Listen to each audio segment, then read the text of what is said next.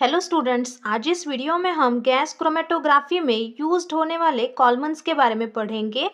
Gas chromatography एक separation technique है और इस टेक्निक का यूज करके हम डिफरेंट ऑर्गेनिक वोलेटाइल कंपाउंड्स का एनालिसिस कर सकते हैं।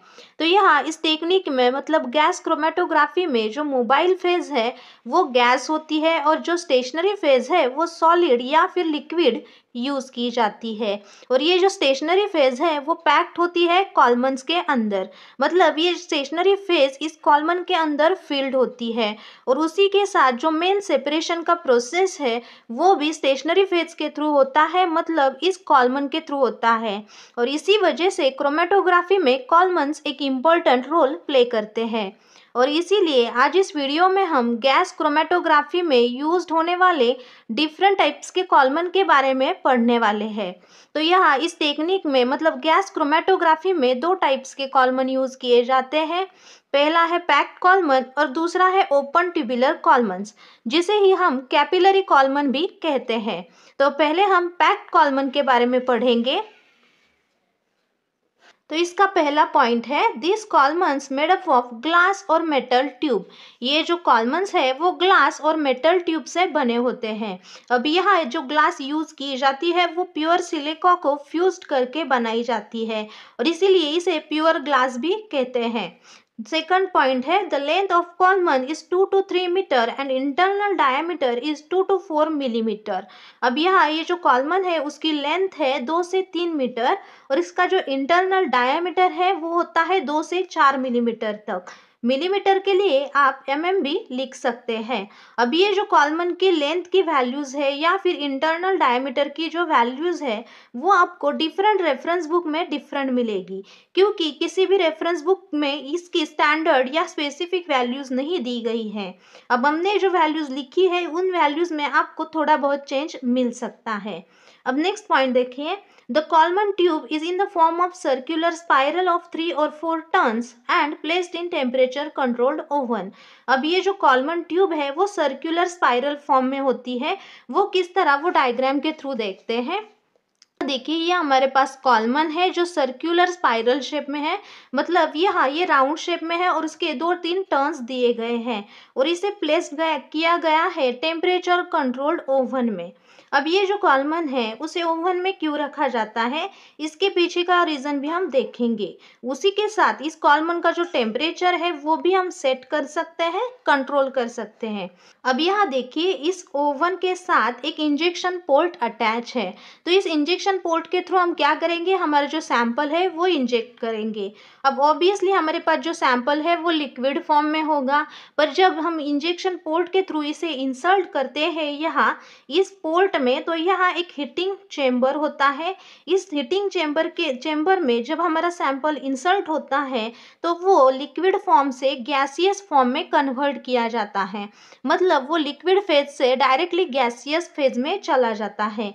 अब हमारे पास यह जो मोबाइल फेज है वो भी गैस है, तो ऑब्वियसली मोबाइल फेज गैस होने की वजह से हमारे पास जो सैंपल आएगा वो भी गैस फॉर्म में होना ज़रूरी है। तो जब भी मोबाइल फेज के साथ हमारा जो सैंपल इंजेक्ट किया गया है वो भी गैसियस फेज में आता है, तो मोबाइल फेज और सैंपल एक साथ मिक्स होकर आगे इस कॉलमन से पास होते हैं। अब यह तो हमने हीटिंग चेम्बर के थ्रू जो सैंपल हमारा लिक्विड फॉर्म में था उसे गैसियस फॉर्म में लाया और उसके बाद वो हमारे इस कॉलमन से पास्ट हुआ।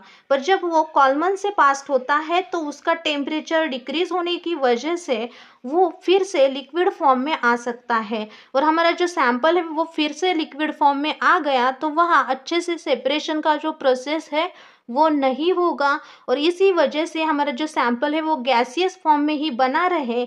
इसीलिए इस कॉलमन को एक स्पेसिफिक टेम्परेचर प्रोवाइड किया जाता है और इस कॉलमन का टेम्परेचर प्रोवाइड करने के बाद हमारा जो सैंपल है वो through out the separation process यहाँ गैसियस फॉर्म में ही बना रहता है। और यही वजह है कि हमारे पास जो कॉलमन है वो इस तरह ओवन में रखा जाता है, ओवन में प्लेस्ड किया जाता है। ये हो गया हमारे कॉलमन को ओवन में रखने के पीछे की वजह। अब नेक्स्ट पॉइंट देखते हैं। The कॉलमन is packed with powder solid support material. अब हमारे पास जो एक कॉलमन है वो पैक्ड होता है पाउडर सॉलिड सपोर्ट मटेरियल से। अब ये मटेरियल कौन कौन से होते हैं? वो होते हैं porous polymers, activated carbon, silica, aluminium powder. अभी हमारे पास यह जो ये पैक्ड कॉलमन है वो इस तरह अंदर से पूरी तरह पैक्ड होता है सॉलिड सपोर्ट मटेरियल से, और ये मटेरियल पाउडर फॉर्म में होता है, ये हमने देखा। और ये मटेरियल कौन कौन से होते हैं ये भी हमने यहाँ दिया है। अब नेक्स्ट पॉइंट देखिए, the function of solid support is to provide an inert surface on which stationary liquid phase can be coated. अब हमारे पास गैस क्रोमेटोग्राफी में गैस क्रोमेटोग्राफी के दो टाइप्स हैं, एक है जीएससी और एक है जीएलसी। अब जो जीएससी है वो है गैस सॉलिड क्रोमेटोग्राफी और दूसरा है गैस लिक्विड क्रोमेटोग्राफी। अब यह जब गैस सॉलिड क्रोमेटोग्राफी होगा तो जो स्टेशनरी फेज है वो सॉलिड होगा, तो हम यहाँ ये जो सॉलिड पाउडर्ड मटेरियल है वो इजीली यूज कर सकते हैं। पर जब हम जीएलसी में ये कॉलमन यूज करते हैं, मतलब गैस लिक्विड क्रोमेटोग्राफी में जब ये कॉलमन यूज होता है, तो यहाँ जो स्टेशनरी फेज है वो लिक्विड होती है, और ऑब्वियसली हमें यहाँ लिक्विड फेज चाहिए होगी जब हम एनालिसिस करेंगे। तो इसीलिए इस सॉलिड सपोर्ट मटेरियल पर एक लिक्विड फेज को कोट किया जाता है, एक लिक्विड को कोट किया जाता है, जिससे ये हमारा कॉलमन हम लिक्विड क्रोमेटोग्राफी में भी यूज कर सके, जिसे हम जीएलसी कहते हैं। और यहाँ जो लिक्विड यूज किए जाते हैं स्टेशनरी फेज के लिए वो नॉन होलाटाइल लिक्विड्स होते हैं, वहाँ होलाटाइल लिक्विड यूज नहीं करते एज अ स्टेशनरी फेज। और ये लिक्विड होते हैं ग्लाइकॉल, ग्लाइसिरॉल, पैराफिनोइल, डाइनोनिल थैलेट्स। और ये हो गया हमारा पैक्ड कॉलमन। अब हम आगे देखेंगे ओपन ट्यूबुलर कॉलमन। अब हमारे पास नेक्स्ट है ओपन ट्यूबुलर कॉलमन्स, जिसे हम कैपिलरी कॉलमन भी कहते हैं। इसका पहला पॉइंट देखते हैं, the length of this column is 30 to 100 metre. अब इस कॉलमन की जो लेंथ है वो 30 से लेकर 100 मीटर तक होती है। The internal diameter is from 0.1 millimetre to 0.53 millimetre.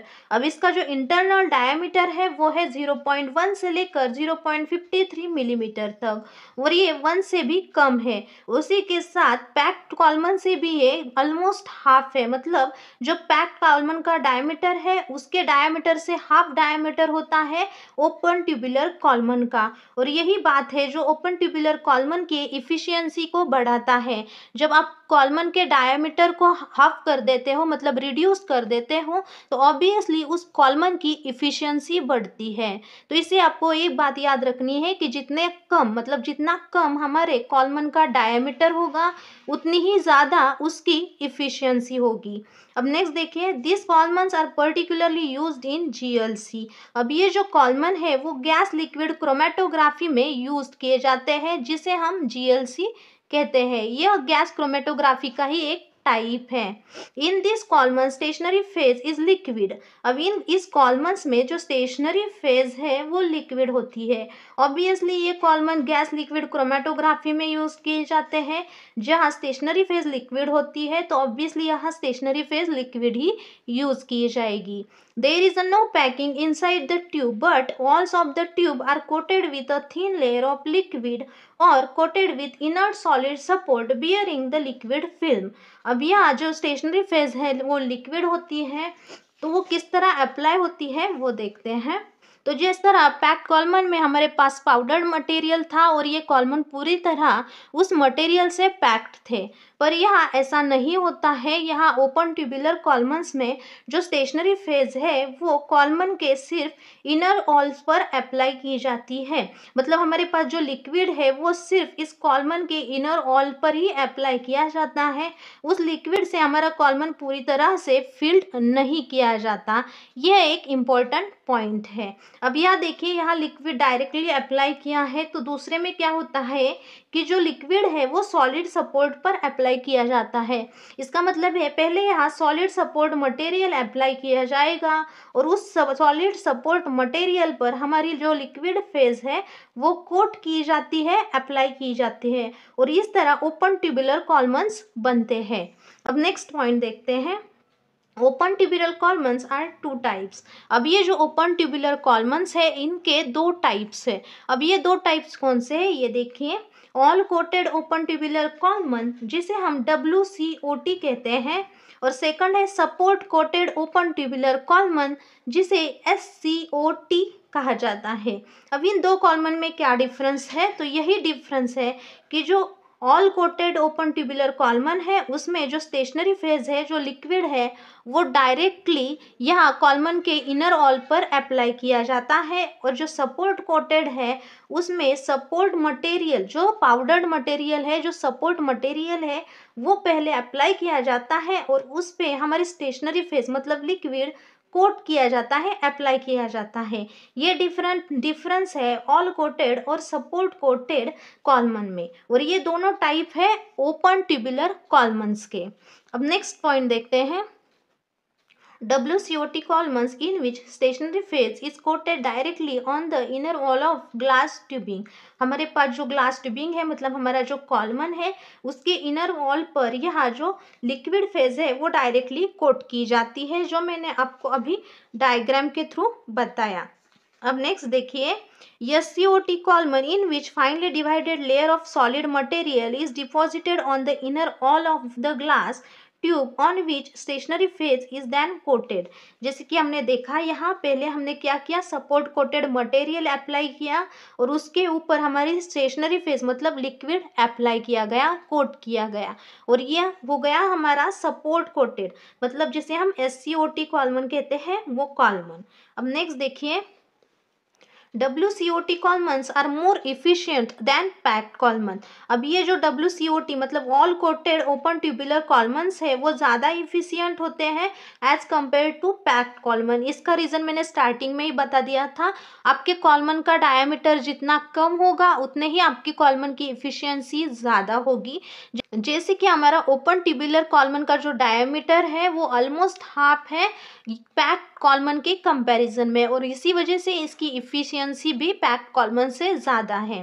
तो याद देखिए because of inner diameter of this column is smaller, और इसके पीछे का यही रीज़न है कि इसका डायमीटर कम है और इसी वजह से इसकी इफिशियंसी ज़्यादा है। ये हो गए हमारे पैक्ड कॉलमन और ओपन ट्यूबुलर कॉलमन। अगर आप चाहते हैं मैं गैस क्रोमेटोग्राफी पर एक डिटेल वीडियो बनाऊं तो आप मुझे कमेंट करके बता सकते हैं, और आपको ये वीडियो भी कैसा लगा ये भी ज़रूर बताना। और इन तक देखने के लिए थैंक यू सो मच। तो ये वीडियो पसंद आया है तो लाइक करना, शेयर करना और चैनल को सब्सक्राइब ज़रूर करना।